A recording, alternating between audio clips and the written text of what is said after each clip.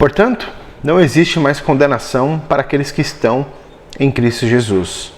A lei do Espírito da vida em Cristo Jesus te libertou da lei do pecado e da morte. Você entende o que Paulo está querendo dizer? Vem comigo então nesse estudo. Olá, sejam todos bem-vindos então ao Estudando a Bíblia. Eu sou o Fernando Rabelo e eu quero poder contribuir muito com a sua vida e com a vida de muitos outros membros que venham a buscar a Deus, venham a conhecer a Deus através das Escrituras Sagradas. Bom, nós estamos então nessa série de estudo do livro de Romanos. Nós chegamos então aqui ao capítulo 8. No capítulo 7, nós falamos, e inclusive o vídeo já está disponível aí para que você possa estudar e acompanhar essa série, ok? Também no YouTube e no nosso site também, estudandoabiblia.org.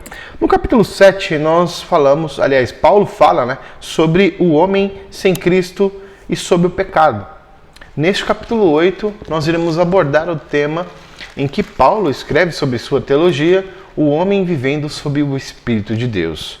Bom, nós já sabemos que o Espírito de Deus age desde o princípio, enquanto ele andava sobre as águas, o Ruach HaKodesh, que é o Espírito Santo em hebraico, ou o pneuma em grego, como foi traduzido aí na 70, na Septuaginta.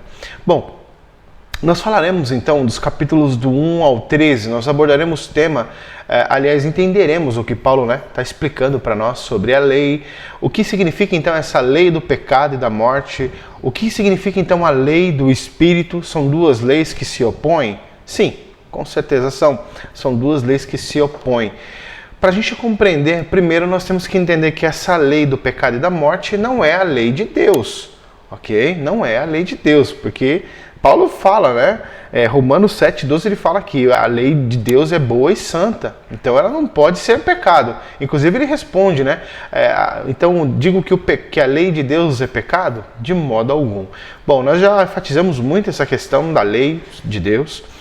A lei do pecado é a lei que rege no mundo, a lei que rege é que faz as pessoas pecarem contra Deus. É também uma lei. Quando você peca contra Deus, quando você anda em desobediência, você está seguindo a lei do pecado e da morte. Agora, quando o Espírito de Deus está sobre sua vida, aí é que é onde nós temos vida. Bom, do 1 ao 13, nós temos aí como pano de fundo o contexto em que Paulo ele explana a sua teologia. Eu comecei falando que, portanto, não há mais condenação para aqueles que estão em Cristo Jesus. A lei do Espírito da vida em Cristo Jesus te libertou da lei do pecado e da morte. Romanos 8, do 1 ao 2. E aí o verso 3, nós temos de fato coisa impossível à lei, porque é enfraquecida pela carne. Deus enviando o seu próprio Filho em carne, semelhante à do pecado, como a nossa. E em vista do pecado, condenou o pecado na carne, a fim de que o preceito da lei se cumprisse em nós, que não vivemos segundo a carne, mas segundo o Espírito. Para compreendermos melhor essa questão, nós sabemos que Cristo morreu em prol de nós pecadores. Nós entramos na aliança com Deus justamente pela morte. E a ressurreição de Cristo prova que ele é então o Filho de Deus. O que nós temos aqui como compreensão do que Paulo está explicando, Quando o Senhor Deus, ele envia o seu Filho, o seu próprio Filho Jesus, em carne semelhante à nossa, em vista do pecado, o mesmo corpo que nós temos, as mesmas paixões e desejos que nós temos, ele poderia muito bem pecar, mas ele não pecou. Então ele deu o exemplo para nós e cumpriu aquilo que as profecias dizem sobre o Mashiach, sobre o Messias de Israel. Então o Senhor Deus, ele colocou na pele de Cristo essa sentença, até mesmo Moisés fala, maldito o homem que subirás ao madeiro. Então Cristo foi tratado como maldito, mesmo ele não tendo pecado. Então ele levou sobre si nossas dores, assim como o profeta Isaías fala em Isaías 53 sobre o seu livro. Então nós temos que o pecado que Cristo levou, que somos os nossos pecados, ele levou com ele na cruz. E ele ressuscitou o quê? Dando vida para nós. Ok? Então aquela profecia de Jeremias 31, um exemplo, que Deus faria uma nova aliança. Deus cumpriu. E o ápice disso foi quando em Mateus 26, quando há a ceia do Senhor, em que Cristo fala, né, bebereis o meu sangue, que é o sangue da aliança, que sela a aliança com vocês, o meu corpo, tá? Então a ceia do Senhor que nós então fazemos como sua lembrança, como um memorial, foi o selo da aliança, em que cumpre ali Jeremias 31.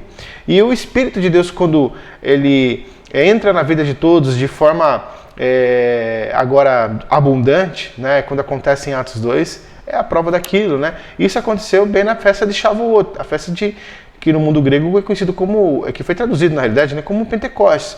Então essa aliança que Deus faz conosco é justamente aproximando a nós a essa nova vida que Cristo nos dá, libertando das correntes do mal e do pecado. E é justamente essa teologia que Paulo está explicando para nós. A lei do pecado que antes regia a nossa vida, antes de Cristo, ela não é mais ligada a nós. Por quê? Porque agora nós somos batizados, nós nos arrependemos dos nossos pecados e vivemos agora uma nova vida para Deus. Ok? O rito do batismo simbólico ali é justamente demonstrar visualmente e para que a pessoa possa, a pessoa que é batizada, ela tem uma compreensão de que agora então ela está, a sua vida dirigida agora por esse novo tempo. Então a vida do crente no Espírito de Deus, portanto então não há mais condenações para aqueles que estão em Cristo Jesus. Já expliquei que em Deuteronômio 27, 28 está muitas bênçãos e maldições. Maldições para os desobedientes e bênção e vida para aqueles que são obedientes à palavra de Deus. Quando eu falo do Espírito de Deus, é a própria lei de Deus que é inserida em nosso coração.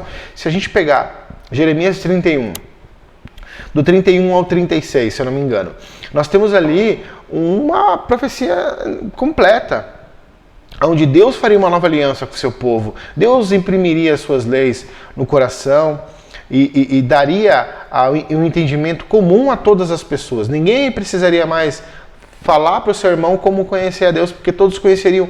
Por quê? Porque aquele Espírito que foi derramado lá em Atos 8. Então aquele mesmo Espírito que deu vida a Cristo, aquele mesmo Espírito que guiou os profetas, que guiou Moisés, que guiou o povo no deserto, que trouxe a revelação para nós das promessas que contém, né, nesse livro maravilhoso, na nossa Bíblia que nós temos hoje, foi justamente o Espírito de Deus que nos dá a vida. Bom, como eu expliquei, né, Deuteronômio 27 e 28, nós temos ali muitas maldições, bênçãos. Então, quando nós temos o Espírito de Deus trabalhando em nossa vida, nós estamos andando em propósito com Deus, estamos andando em colaboração com Deus, sendo luz por onde nós passarmos. Tá? A lei do Espírito agora, que é a lei de Deus, essa lei vive em nosso interior. Ela vive em nosso interior e ela nos liberta então da lei, do pecado, da morte que antes então reinava em nosso corpo, né? Paulo mais uma vez ele fala sobre essas duas leis, a lei do pecado e da morte e a lei do Espírito que dá vida. Quando você é regido por essa lei do pecado e da morte, que é a lei que te leva a pecar, que faz você pecar, é morte na certa. Agora, quando o Espírito te liberta, quando o Espírito de Deus está sobre a sua vida, é vida em que você terá. Bom, se o Espírito de Deus, aí Paulo, continuando aqui, né? Se o Espírito de Deus, que ressuscitou Jesus Cristo dos mortos, né, habita em nós, o Espírito de Deus, teremos vida e vontade de fazer o que é certo perante outras pessoas, tá? Depois pegue aí, então Jeremias 31, do 31 ao verso 34. Inclusive também Ezequiel, em 36, 27, ele também fala sobre a mesma aliança que Deus faria. Então, o profeta Jeremias, profeta Ezequiel, por exemplo, nós temos praticamente quase ali as mesmas palavras. A única diferença é que em Ezequiel, né, 36, 27, o Senhor purificará o seu povo com água, que simboliza então aí o batismo. Dará um novo coração de carne, retirará esse coração de pedra, um coração de pedra que nós temos, um coração que muitas vezes impede de nos aproximar a Deus, impede de termos um coração reto, uma vida digna a Deus, ok? Bom, mais uma vez, para entendermos então a questão da lei do pecado e da morte, então os que vivem então dirigidos, né, segundo os desejos da carne, Os desejos da carne são as questões que há no nosso mundo. Se a gente pegar aí o princípio dessas coisas, a gente vai ver que gera cobiça, gera inveja, gera superioridade, gera pessoas soberbas. Essas coisas estão ligadas ao orgulho, estão ligadas aos desejos do humano, aos desejos que regem esse mundo. Então, o que nós temos como base para compreendermos essa questão da lei do pecado e da morte? Só para a gente enfatizar aqui, tá? Quando nós vivemos segundo os desejos da carne, essas coisas da carne, elas vivem nos rodeando. Pessoas também que estão ligadas por essa mesma lei, da lei do pecado e da morte, elas estão nos aproximando, porque nós, como seres humanos, queremos nos ligar às pessoas que têm os mesmos ideais, as mesmas características que a gente, as mesmas ideias. Por isso que nós estamos sempre rodeados de pessoas, se estamos na lei do pecado, pessoas que andam na lei do pecado. Se estamos com o Espírito de Deus, possivelmente nós teremos pessoas que também têm um próprio Espírito de Deus. Ou às vezes não, né? Muitas vezes as pessoas vêm para tentar nos tirar do caminho. Mas, lembre-se, Deus está ao nosso lado, a um passo de uma oração. Então, vamos lá. Se Cristo ele vive em nós, o corpo está morto então para o pecado. Se Cristo vive em nós, o nosso corpo está morto para o pecado. Mas esse Espírito também nos dará vida a esses nossos corpos mortais, tá? Mediante o Espírito que habita em nós. Quando nós pensamos, por exemplo, a questão da lei do pecado e da morte, tá? Paulo até mesmo cita que ela é inimiga de Deus. Ela é inimiga de Deus. Pessoas que agem assim, tá, com os sentimentos mundanos, ela não se submete à lei de Deus. Não tem como ela se submeter à lei de Deus. E nem pode, né? Pois os que estão na carne não podem, então, agradar a Deus. Por isso se torna lei. O ser humano vive em prol desses desejos mundanos, os que são contrários aí à lei de Deus. Mas, vou explicar para vocês o que Paulo nos ensina para as pessoas que vivem segundo a lei de Deus, então, em seu coração. Paulo diz, né? O desejo do Espírito é a vida e a paz. Se o crente vive com esse Espírito como regra da vida, Cristo, então, vive em nós. Porém, né? Cristo está em você. O corpo, então, está morto para o pecado. Mas o Espírito, né, nos dará vida em nossos corpos mortais, mediante o Espírito de Deus que habita em nós. Eu abordei temas aqui dos versos do 1 ao 13, abordei temas aqui em relação aos versos 14 ao 30. Tá? Paulo, então, ele começa a falar sobre a oração. A oração é a fonte da alma. O Espírito de Deus que age em nós sabe então do que nós precisamos e socorre então as nossas fraquezas, pois não sabemos o que pedir a Deus como convém. Mas o próprio Espírito de Cristo intercede por nós de forma que não compreendemos, e Deus, que conhece então o nosso coração no mais profundo, sabe do que precisamos e atende os nossos pedidos então com generosidade. Gente, a oração é a forma de nos comunicar a Deus. A oração, nós temos exemplos, principalmente na Bíblia, de vários santos homens que se apoiaram nessa oração, que tiveram uma vida abundante pela comunicação com Deus. O próprio Jesus, ele se retirava muitas vezes das pessoas que estavam à sua volta e iria ao monte ali orar, se comunicar com Deus, com o Pai. Então nós temos o próprio exemplo com Cristo, dando para nós esse exemplo maravilhoso da oração. Né? A oração faz de nós pessoas gratas, né? Mas também prestem atenção, tá? Porque na nossa oração ela não serve somente para a gente pedir, ok? Mas principalmente ser grato. Temos que ser gratos a Deus. Temos que ter essa gratidão como regra, como lei, como lei para a nossa vida. Porque ao passo que eu sou grato, os meus hábitos se tornam dessa forma como gratidão. Eu terei um coração grato, então tudo que eu fizer, não as outras pessoas, ou enfim, o que eu fizer em minha vida, eu terei como princípio a gratidão. Por quê? Porque eu faço isso quando eu agradeço a Deus, quando eu oro a Deus, ok?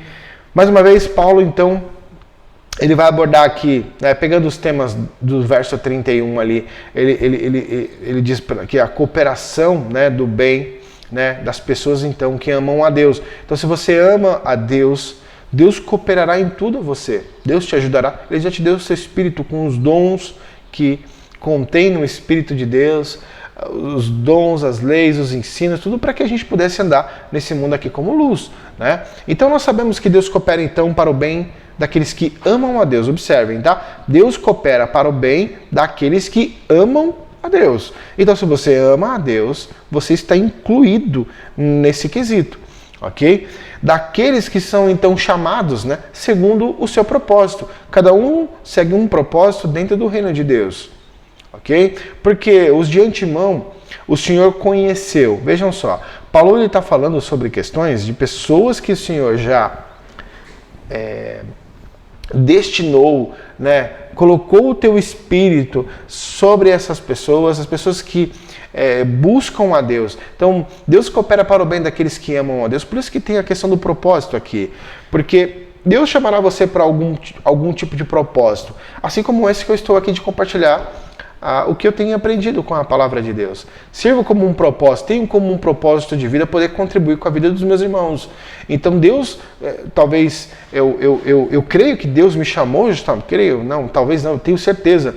Deus me chamou para que eu pudesse ter uma vida onde eu pudesse dar exemplo e também pudesse, então, compartilhar o Evangelho. Obviamente, somos carregados de erros. Eu não sou exemplo em minha vida, né? Talvez exemplo de coisas que você não deve fazer, mas estamos aqui justamente como provas daquilo que Deus há de transformar a vida de cada um, ok? Então, o Senhor de antemão, Ele separou pessoas, essas pessoas predestinou a serem conforme a imagem do seu Filho. Observe, então se Deus separou você, Ele predestinou você a andar dessa forma. Obviamente que a gente tem um entendimento aí no mundo evangélico sobre a predestinação, né? Que aquele que foi predestinado, então o cara não precisa fazer nada. Não é isso, tá? Não vem com ideias de teólogos aí da Idade Média. A gente está pegando aqui puramente aquilo que Paulo está falando, tá? Eu posso me basear essa questão também na relação com a salvação. A gente perde a nossa salvação.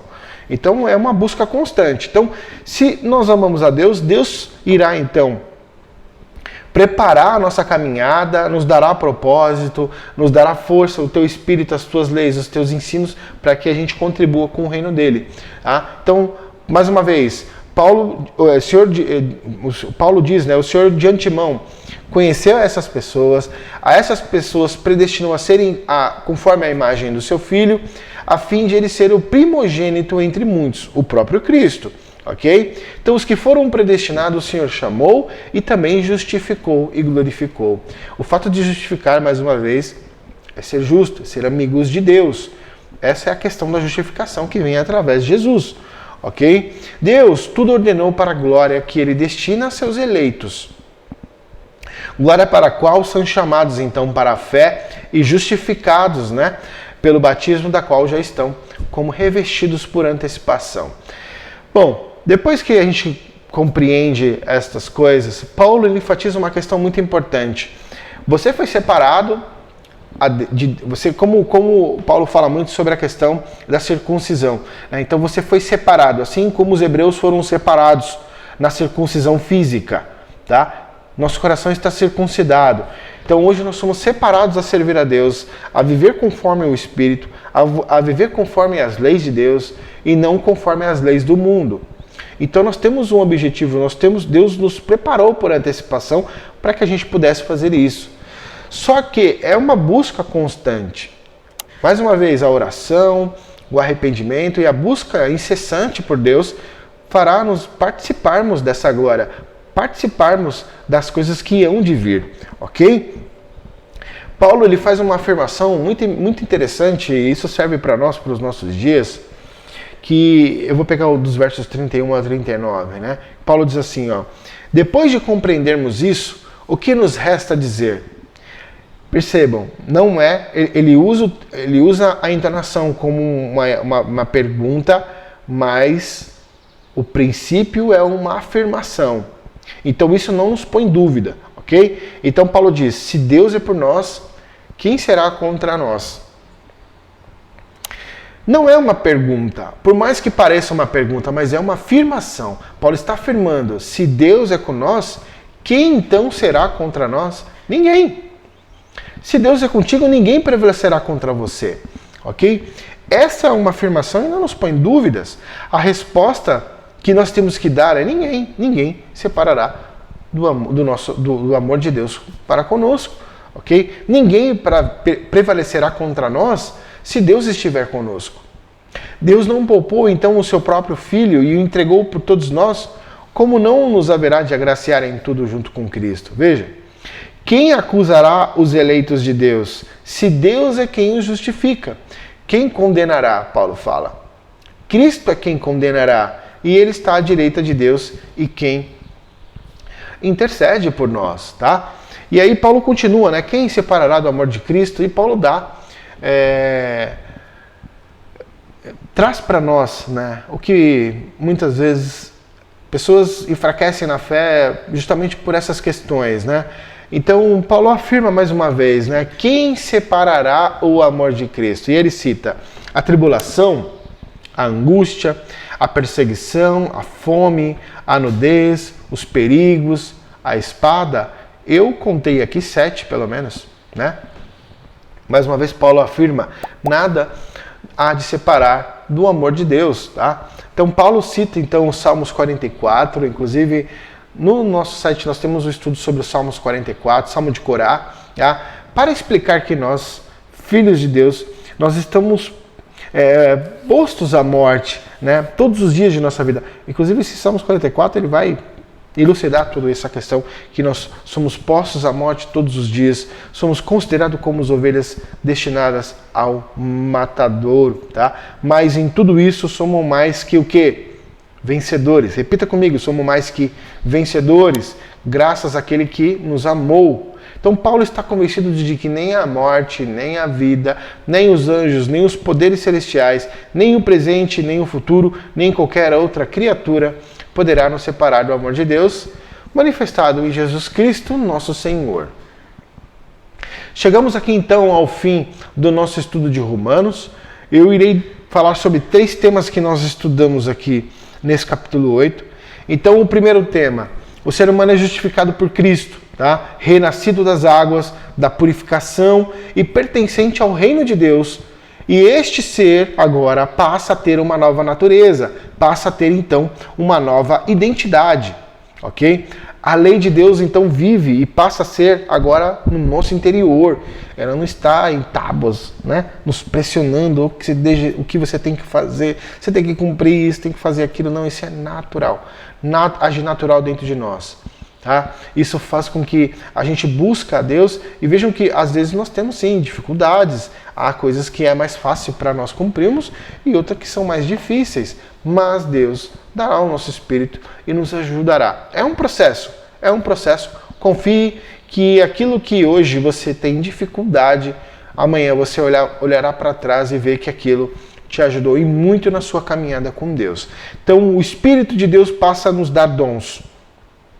Primeiro item, tá? Nos dar dons e nos ajudam em nossa caminhada, dando forças para manter a nossa vida guiada por Deus, ok?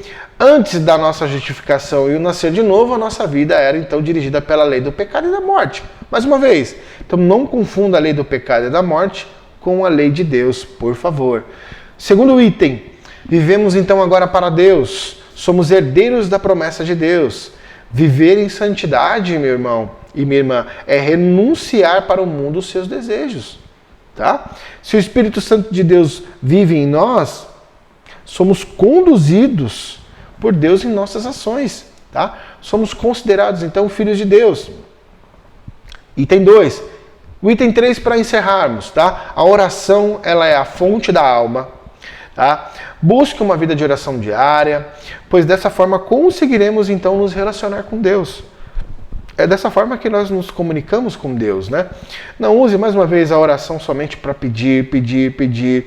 Seja grato, tenha um coração grato, pois essa gratidão permeará toda a sua vida e isso se tornará um hábito. E um hábito muito bom de se ter, é ter um coração grato.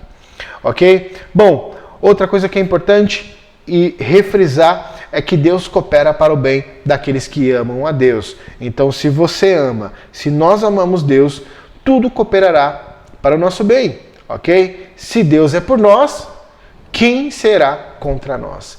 Mais uma vez, se há alguém para temer, tema a Deus, tá? Não temas o diabo, porque ele não tem poder sobre sua vida. Deus é que o tem. Se há alguém para temer, tema a Deus. Bom, eu fico por aqui. Eu espero ter contribuído positivamente com você, com a sua vida, com os seus estudos.